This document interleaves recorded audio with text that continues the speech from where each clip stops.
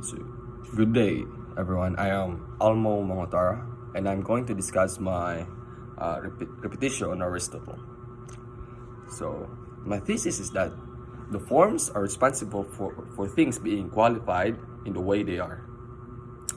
And I have three points that could support my thesis. First, that everything is a substance, a composite of form and matter. And the second supporting point is that the soul is the form of a living thing. And my third supporting point is that the essence of the thing is necessary to remain what it is.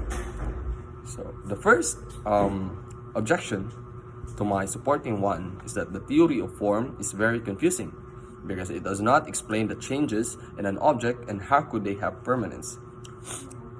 And I have an illustration of the objection. For example, a carpenter using wood to build a house.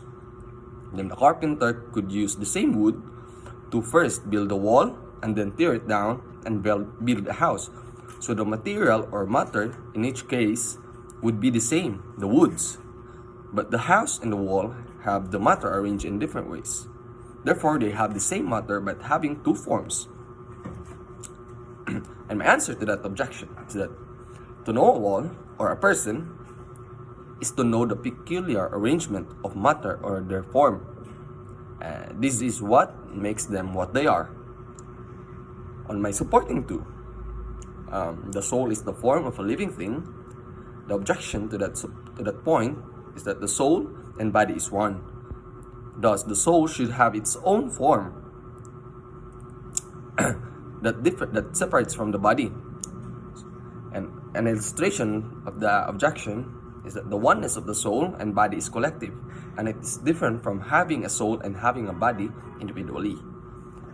My answer to that objection is that there is a coextensive relationship between the body and the soul such that anything that falls under the extension of the soul must also be amongst the extension of the body. And my third supporting point is that the essence of the thing is necessary to remain what it is.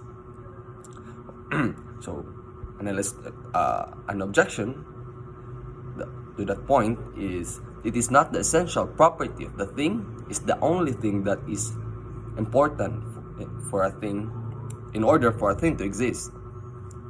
I have an illustration to that objection is that there is the accidental qualities and the qualities that are observable in the thing that also make the thing as it is.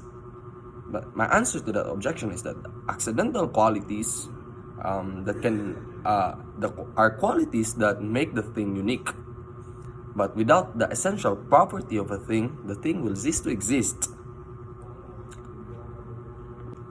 So, my insight to my answers is that the first insight is we have to philosophize everything in order to really understand the true identity of that subject or the thing.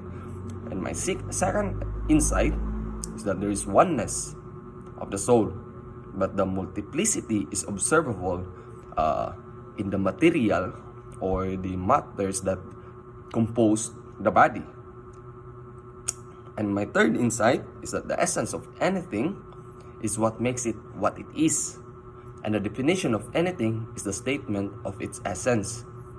And my third, on my conclusion, is that form is a kind that is attributed to a thing, without which the thing would be of a different kind or would cease to exist altogether. And that would be all. Thank you.